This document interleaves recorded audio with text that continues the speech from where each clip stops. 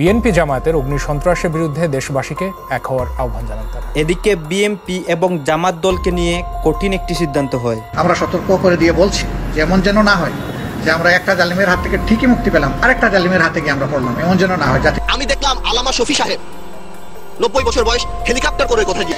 এই বাংলাদেশের প্রতিটি ইঞ্চি মাটিতে ছাত্র দলের অবস্থান। বাংলাদেশের রাজনৈতিক দলগুলো বর্তমান সময়ের আলোচিত এবং সমালোচিত দুইটি দল জামাত শিবির এবং বিএনপি এক দল আরেক দলকে নিয়ে কথা বলতেছে এবং তাদের কথাগুলো থেকে অনেক রহস্য ফাঁস হয়ে যাচ্ছে। দর্শক শ্রোতা সাধারণ জনগণরাও কিন্তু এই দুইটি দলকে নিয়ে অনেক কথা বলতেছে এবং তারা খারাপ দিকও তুলে ধরতেছে, ভালো দিকও তুলে ধরতেছে। অন্যদিকে দুইটি দলের নেতাকর্মীরা কি বলতেছে সেইগুলো দেখলে আপনারা অবাক হয়ে যাবেন। বিএনপির নেতাকর্মীরা কিন্তু তাদের মনের কথাগুলো প্রকাশ করতেছে জামাত শিবিরকে নিয়ে, অন্যদিকে জামাত শিবিরের নেতাকর্মীরা বিএনপিকে নিয়ে কথা বলে এবং আমাদের দেশকে নিয়ে কথা বলে। সর্বশেষ এই দুইটি দলের কি হচ্ছে এবং তারা কি পারবে আমাদের দেশের মধ্যে ক্ষমতায় আসতে এবং তারা সরকার গঠন করতে, এইসব কিন্তু এই ভিডিওতে দেখাবো। এই নিয়ে সাধারণ জনগণরা কি বলতেছে এবং তাদের নেতাকর্মীরা কি বলতেছে, এইগুলা যদি আপনারা দেখেন অবাক হয়ে যাবেন।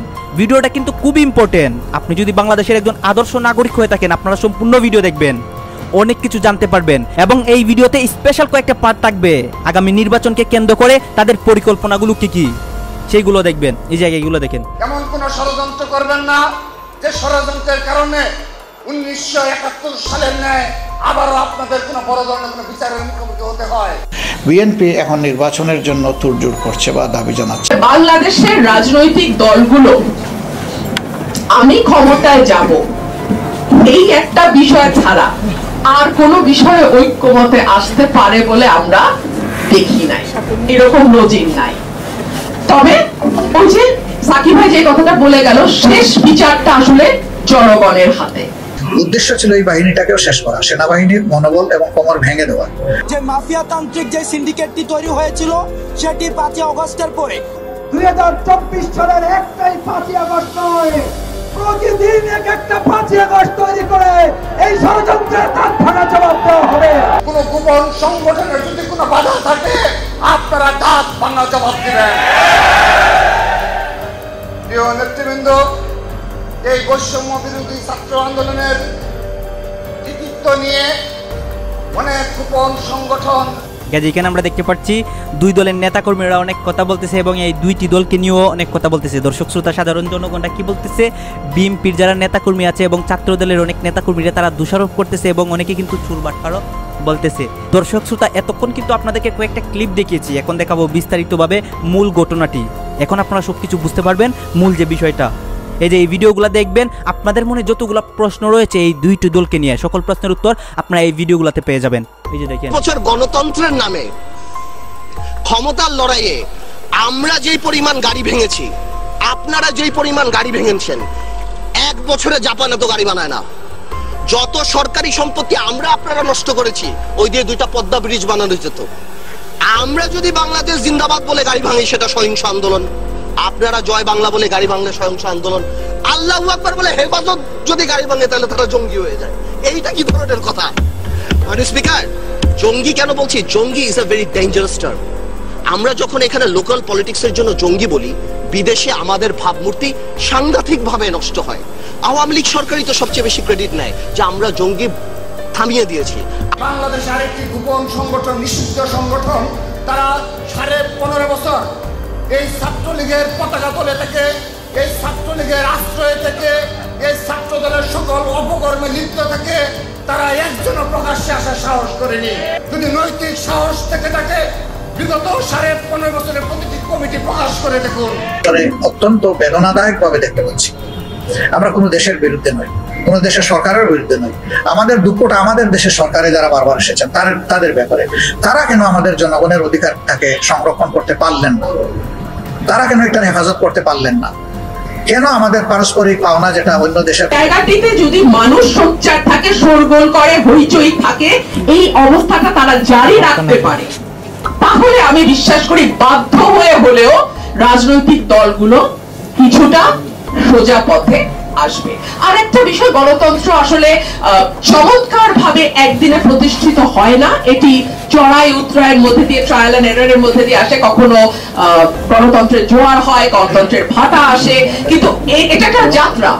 এই যাত্রাটা আমরা জারি রাখি, এই শোরগোলটা আমরা জারি রাখি। সার্বভৌম ক্ষমতা সেটাকে সত্তর অনুচ্ছেদ অনেকটাই বাধাগ্রস্ত করে। আমরা মনে করি যে সত্তর অনুচ্ছেদ বাংলাদেশে পুরোপুরি তুলে দেওয়া সময় হয়তো বা এখনো আসে নাই।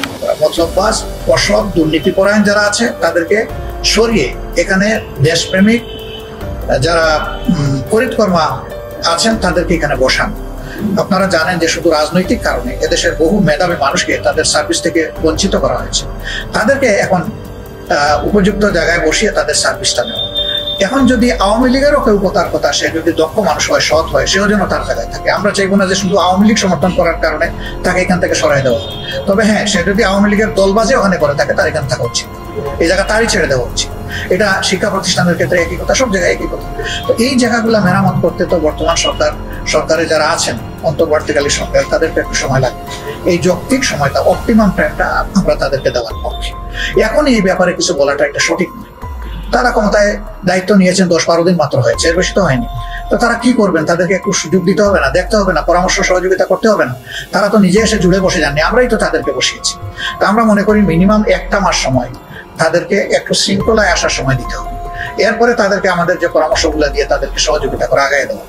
এখন যদি তারা চলার পথে দেখা যায় জাতীয় প্রত্যাশার বিপক্ষে কোনো পদক্ষেপ নেন, সেটা ধরে দেওয়া, সংশোধন করা, সংশোধন না হলে তার প্রতিবাদ করা, এটা আমাদের দায়িত্ব রাজনৈতিক দল হিসাবে। তো ওই পর্যন্ত যাওয়ার মতো কোনো পরিস্থিতি এখনো সৃষ্টি হয়নি। আমরা তাদেরকে এখন সহযোগিতা করাটাই দরকার মনে করি। এই সময়টা মানে কতদিন পরে তারা নির্বাচন দিবেন এখনই বলা এটা সঠিক বলে আমরা মনে করি না। আমরা দেখতে চাই এই 15 বছরে আপনাদের ব্যানারে কারা কারা ছাত্র রাজনীতি করেছে। এই ছাত্র সমাজ জানতে চায় এই 15 বছরে আপনাদের নেতা কর্মী কারা। যখন এগুলো প্রকাশ হবে আপনারা দেখতে পাবেন অধিকাংশ ছাত্রলীগের অপকর্ম দূষণরাই তাদের নেতা কর্মী।